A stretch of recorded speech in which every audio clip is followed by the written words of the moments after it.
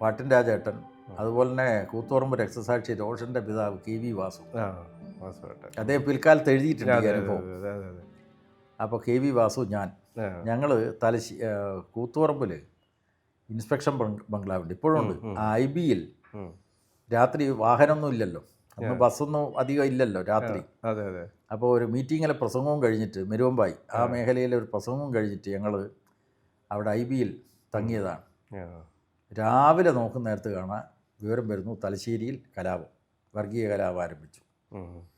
അങ്ങനെ അന്ന് മൊബൈലൊന്നും ഇല്ലല്ലോ, ലാൻഡ് ഫോണാണ്. അപ്പോൾ പിണറായിയുടെ വീട്ടിൽ ലാൻഡ് ഫോണുണ്ട്. അദ്ദേഹം കൂത്തുപറമ്പ് MLA ആണ്. അതാണ്. അപ്പോൾ ആ ഫോണിൽ വിളിച്ചു. അപ്പോൾ അദ്ദേഹം പനിയായിട്ട് കിടപ്പാ അന്ന്. അപ്പോൾ ഫോൺ ചെയ്തിട്ട് രാജേട്ടൻ പറഞ്ഞു, ഇങ്ങനെ തലശ്ശേരിയിൽ, അത് പിണറായി അറിയുന്നില്ല. അത് എന്ന് പറഞ്ഞാൽ അന്ന് അങ്ങനെയാണ്, ഈ വളരെ വൈകിയ വാർത്താവിനിമയ സൗകര്യം വളരെ കുറവാണ്. അപ്പോൾ അങ്ങനെ പറഞ്ഞു. അപ്പോൾ അവിടത്തേക്ക് പോകണമെങ്കിൽ വാഹനം വേണം, വാഹനം എല്ലാം ബ്ലോക്കാണ്. കാരണം തലശ്ശേരി പട്ടണത്തിൽ പോയിട്ടുള്ള വാഹനങ്ങൾ പലതും ആക്രമിച്ച സ്ഥിതിയുണ്ടായി. അപ്പോൾ ആ വാഹനങ്ങളൊന്നും അങ്ങോട്ട് പോകുന്നില്ല. അങ്ങനെ കൂത്തുപറമ്പിനടുത്തുള്ള തള്ളോട് എന്ന് പറയുന്ന ഒരു പ്രദേശത്ത് ഉച്ചമ്പള്ളി കുമാരൻ എന്നയാളുടെ ഒരു കാറുണ്ട്. അപ്പോൾ ഉച്ചമ്പള്ളി പാർട്ടി സഖാവാണ്. അപ്പോൾ ഉച്ചമ്പള്ളിയോടൊന്ന് സംസാരിച്ച് ഒരു കാർ ഏർപ്പാട് ചെയ്തു.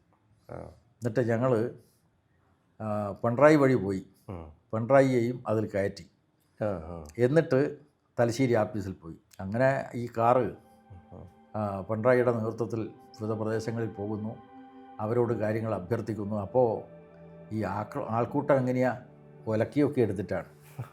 ഒലക്ക എന്ന് പറഞ്ഞാൽ ഇന്നത്തെ തലമുറ അറിയില്ല, നെല്ല് കുത്തുന്ന ഒലക്കിയൊക്കെ എടുത്തിട്ടാണ്. കാരണം മലപ്പുറത്ത് നിന്ന് മാപ്പിളമാർ വരികയാണല്ലോ, ആ ഹിന്ദുവിൻ്റെ അമ്പലം സംരക്ഷിക്കണം, ഈ ഒരു വികാരം ഉണ്ടാക്കുകയാണ്. അത് ബോധപൂർവം RSS നടത്തിയ എല്ലാ കലാപങ്ങളുടെയും ഒരു പാറ്റേൺ ഉണ്ട്, ഒരു മാതൃകയുണ്ട്.